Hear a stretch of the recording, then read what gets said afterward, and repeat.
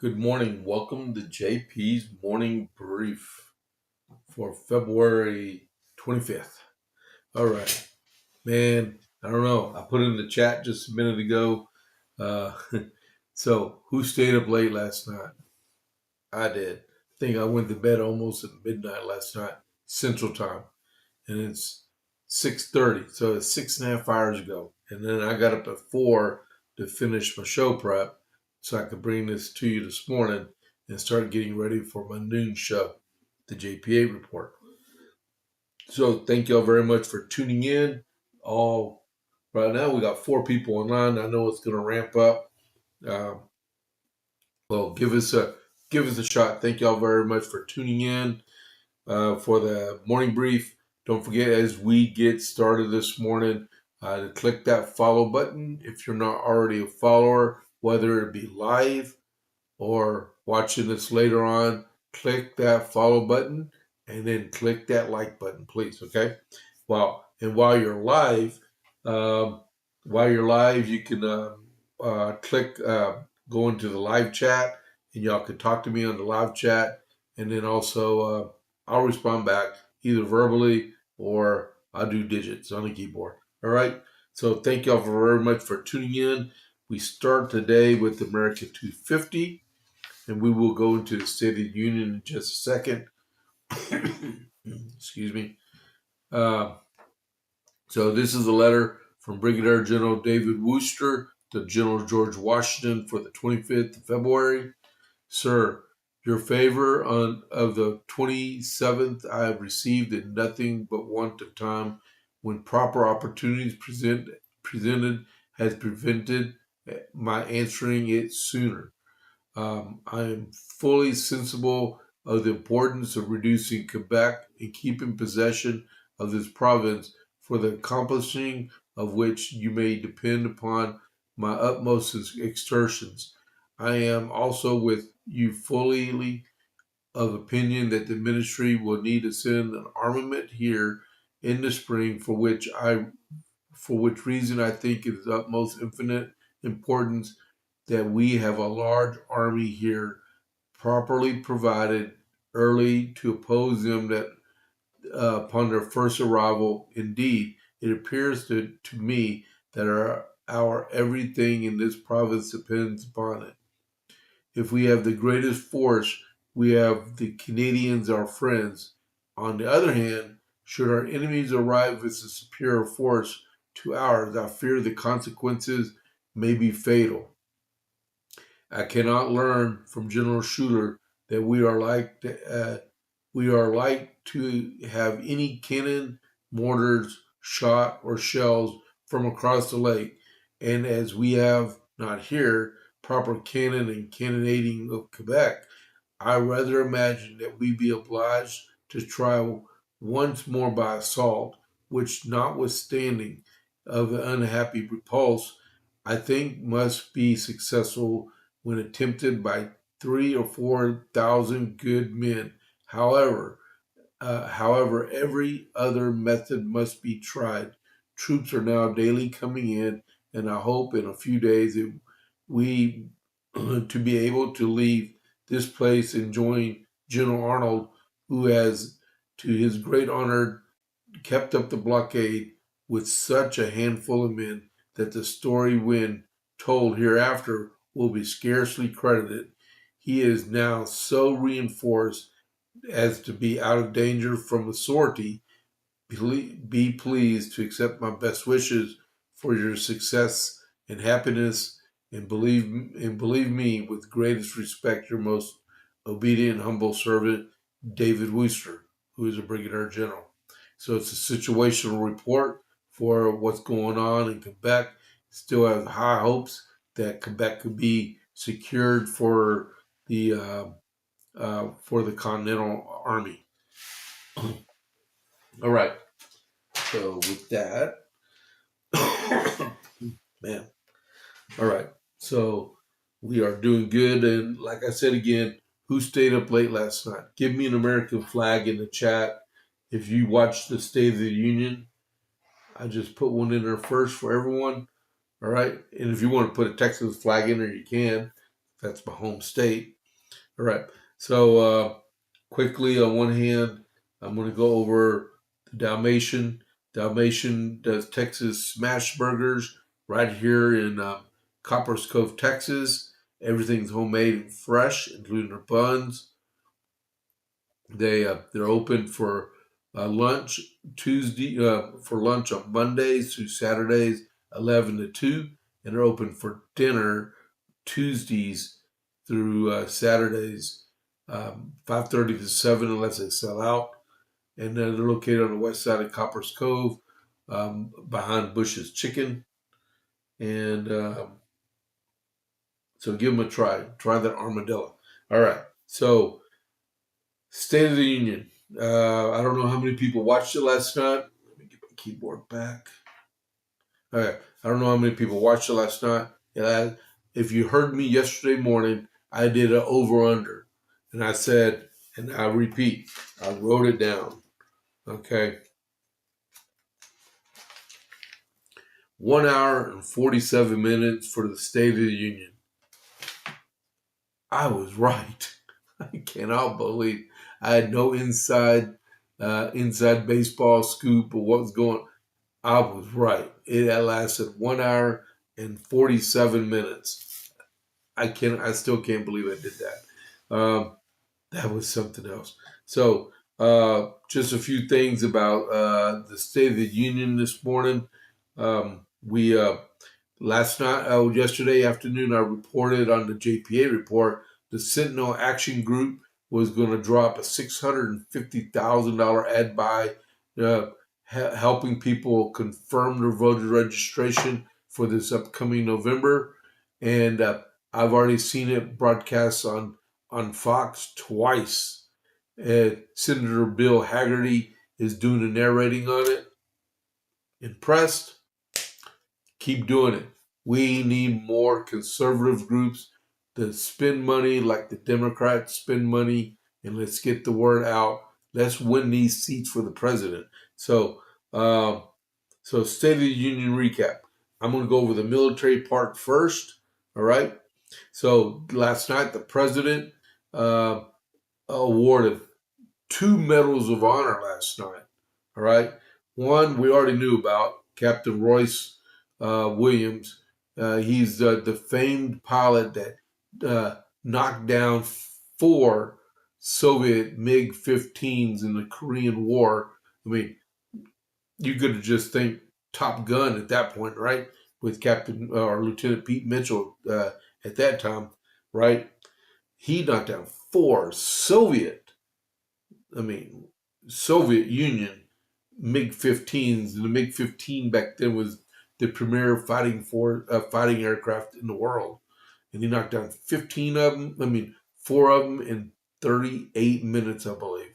Right? He was awarded it. And then Chief Warrant Officer 5, Eric Slover, from 160th Special Operations Aviation Regiment.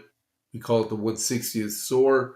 Flew a CH-53 Chinook into Venezuela, wounded multiple times, delivered his Special Operations Forces, and retrieved them out of Venezuela while severely wounded, and would not give up his pilot seat. He last night, I believe he did not even know about it till at the last minute.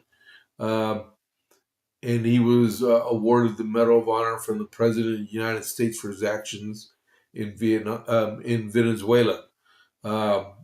Awesome. And I have a son-in-law that's in aviation at Fort Campbell also, and I was telling him he needs to try out to go to the SOAR to meet men like that, hands down. Not only did he award 2 medals of honor, he awarded a Legion of Merit to a Coast Guard petty officer, 3rd class, that rescued 165 campers during our torrential rains we had just south of Austin last year around July 3rd and July 4th, right? And it was his first time he's ever rescued anyone, and he did it over and over and over again from helicopters. And the president last night awarded him the Legion of Merit, which is above the Bronze Star, right? Uh, he awarded a Purple Heart to a Staff Sergeant, Air Force, that was wounded. He was shot in the head in D.C. Last year around Thanksgiving, I think it was. And his battle buddy, she died during the terrorist attack, and I believe he's the one that shot the terrorist, and he was wounded and he's recovering, but he was awarded a Purple Heart last night. The president also awarded a Bronze Star to a World War II veteran that just turned 100 years old that fought in the Philippines in 1945. Uh, and then he brought in the U.S. men's hockey Olympic team that won the gold medal, and then announced that the goalie, I can't pronounce his name right, is going to get the Presidential Medal of Freedom for the team, but he's getting it. He said they took a vote on the team, and it was unanimous to him, which was great, right? The uh, the speech lasted an hour and 47 minutes. Like I said, I was right.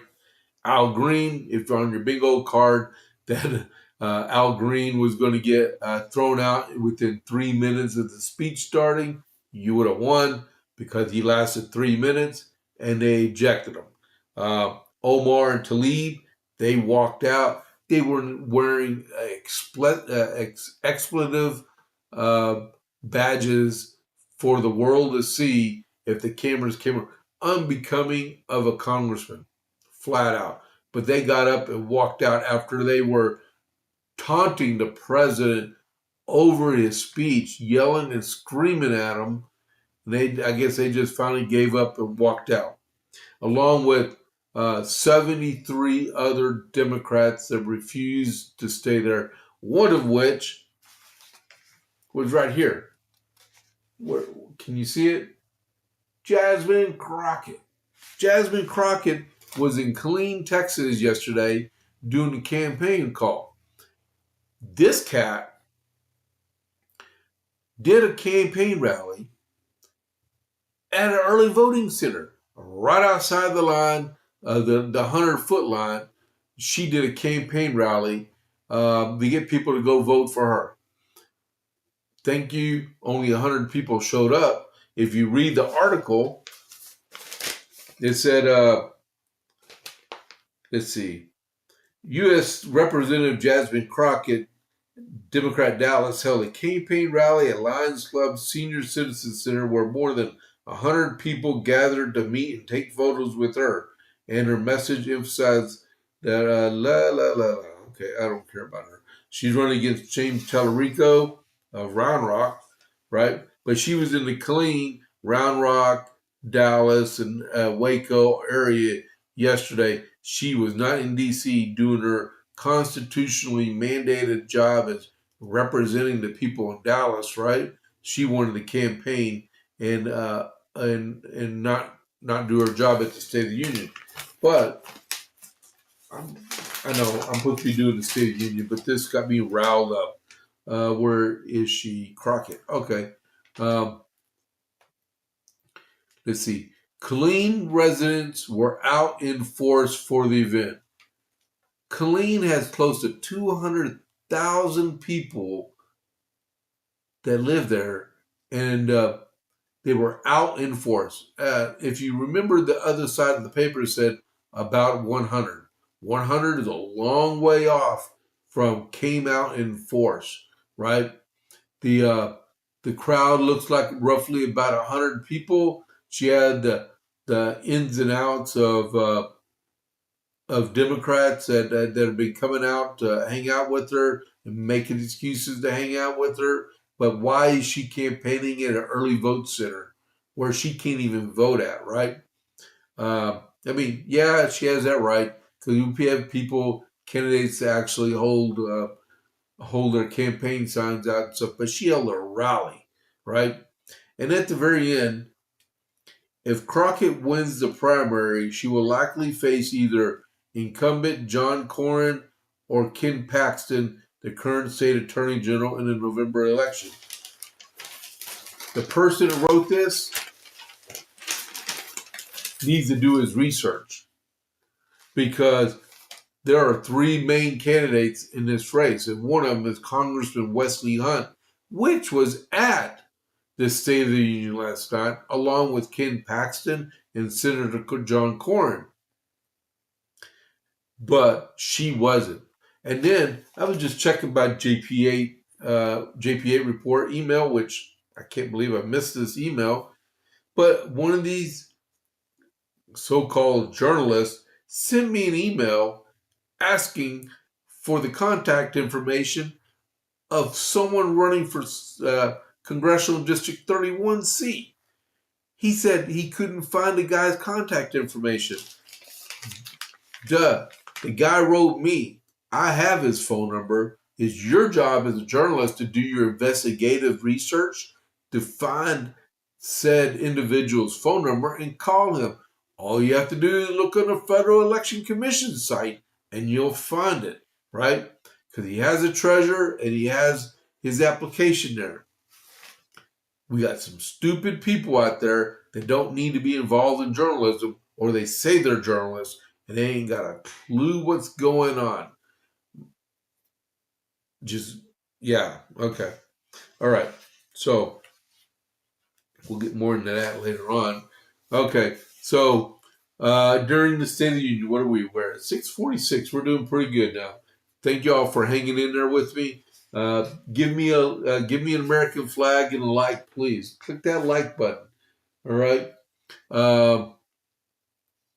So at the very end of the speech, the president ended it with this: the revolution that began in 1776, because we're in the semi-quincentennial celebration of the United States, our 250th anniversary.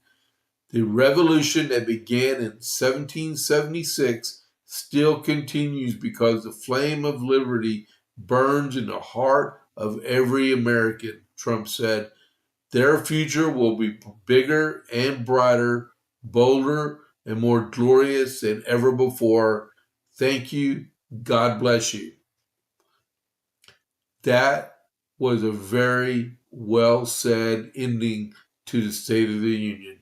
And I don't care who else says anything. I was blistering last night the Democratic response because they had nothing good to say about anything that the president has said. Let's see, I read this last night, a while ago, that 1 hour and 47 minutes. He defeated President Clinton's a record by more than 20 minutes. All right.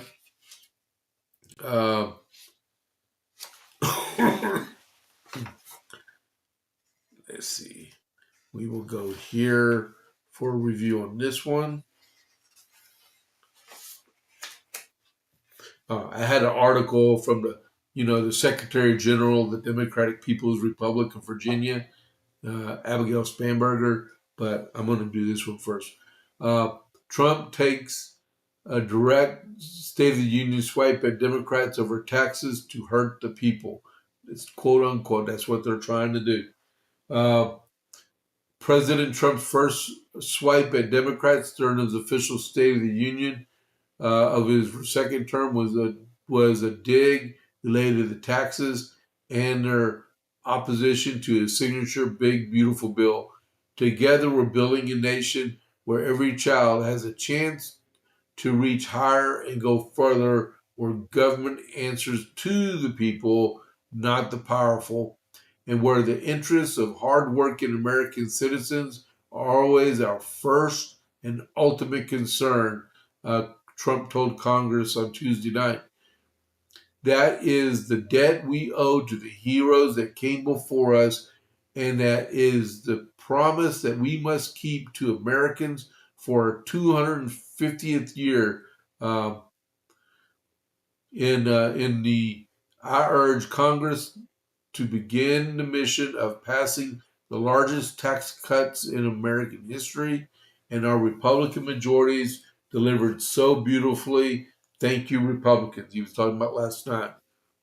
Then Trump then looked and took his first direct shot at Democrats. All Democrats, every single one of them voted against these really important, very necessary, massive tax cuts. Trump said they wanted large-scale tax increases to hurt the people instead. Just look at Virginia right now. All right, if you vote Democrat, you're going to get Virginia. But we held strong, and with a great, big, beautiful bill, we gave you no tax on tips, no tax on overtime, no tax on Social Security for our great seniors. Trump then went on to point out the interest on auto loans being deductible for the first time, but only if the car is made in America.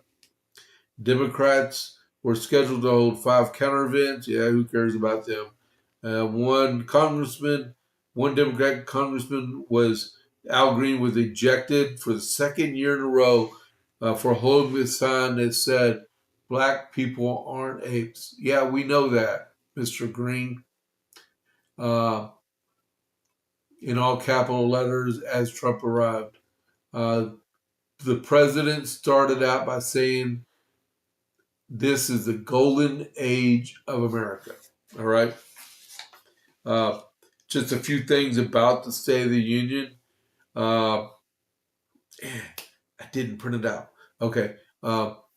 Only 2 presidents never delivered the State of the Union speech to the Congress, and that would be William Henry Harrison and Grover Cleveland. And both presidents died in office prior to being able to deliver their speech. The speech was delivered in person to Congress all the way up to 1801, and in 1801, Thomas Jefferson said it was too monarchy-like, so he stopped it in 1801, and not a single president delivered in person a State of the Union address until 1913 with Woodrow Wilson. And then since then, Woodrow Wilson went a couple years without an in-person State of the Union, and that was when he had his stroke in, I believe, 1920, 1919, 1921.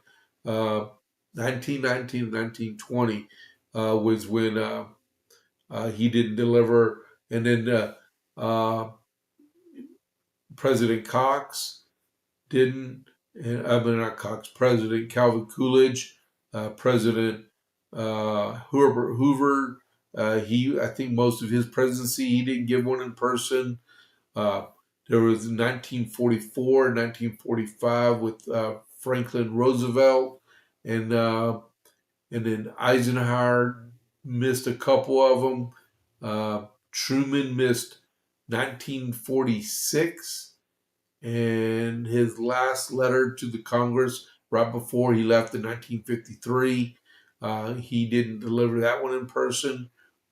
And then the rest of them, 1973, Richard Nixon didn't do it, and then Jimmy Carter was the last one that only delivered a letter, and he did it right before he left office in 1981, before Ronald Reagan became president. And then from 1982 all the way to the present, there's always been with the president in person on TV. I read that yesterday, and I'm pretty sure I was pretty right about that just now. So that's your State of the Union. A lot of people don't know that, but you do now. Wow. Okay. So we're going to go back over a whole lot of this tomorrow. It's 6:54 now. If y'all like that, give me a like on the comment section, or just do something. Show me that you're watching me. Okay, that was pretty cool. In Texas, we're going to go a whole lot more over the State of the Union during the actual JPA report. Uh, the uh, Early voting is still ongoing in Texas through Friday. Yesterday, it was announced that in terms of early vote, the uh, the Republicans finally surpassed the Democrats in early vote, which means probably the Democrats ran out of gas. Okay, so a lot of us were stressing out, or the Democrats are creaming us. Well, we had to ramp up our operation, and they shot their wad at the very beginning. Okay, so uh, we'll see today and through Friday to see the amount of Democrats are out there early voting. You can early vote through Friday. Primary day is uh, on Tuesday and March 3rd. I can't believe it's already almost March. Uh, the runoff is May 26th.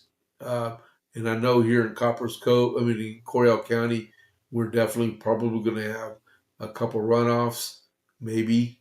Uh, and then there's um, we have the Senate race and the AG race, the comptroller's race. There's a lot to have. We'll find out more Tuesday night, next Tuesday night, about how the primary went. Uh, this Saturday, we have Coryell County Republican Women meeting in Gatesville at 9:30, and they go over stuff about getting out the vote and stuff. Uh, we probably won't see a whole lot of politicians because they should be getting out people door knocking. If you're a politician and you're going to a partisan meeting, uh, you know, you might want to reconsider your candidacy because you should be out there knocking on doors and getting votes. Kissing babies and flipping pancakes. Just like Dan Bongino said, everything's about snapshots and sound bites. It's too late to be inside of a restaurant talking to Republicans that probably have already voted, and you should be out there pounding the flesh, right? Getting people out there to vote for you. All right. Uh, we got 6:58. I'm planning to uh, raid in just a minute, so let me go to this.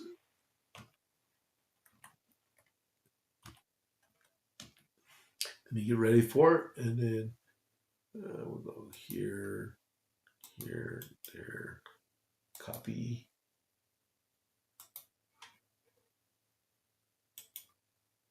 Well, I hope everybody actually watched me today and watched the State of the Union yesterday. Before we leave, I'm going to give you my socials on X and Facebook and ScrewTube and True Social. All right. And then the famous JPA report at gmail.com that I should check more often. Give me some stuff going on out there, people. All right. Then go back to my media. What do we got here? We're at 6:59 and 45 seconds. So, hey guys, thank y'all for tuning in. We're going to do more of this at noon today with the JPA report. All right. And with the different America 250 event, which is pretty good. It's from General Schuler to General Washington. All right. Just so I give you a heads up. So, hey, thank y'all very much for tuning in. I'm going to do that raid thing. So I will see y'all at noon Central with the JPA report, episode 338. And I hope y'all have a good morning. Go get some breakfast. So I'm executing the raid. Yep, it went through. So the raid goes out. in 8 seconds. Thank y'all very much. I'll catch you on the flip side. I'm out.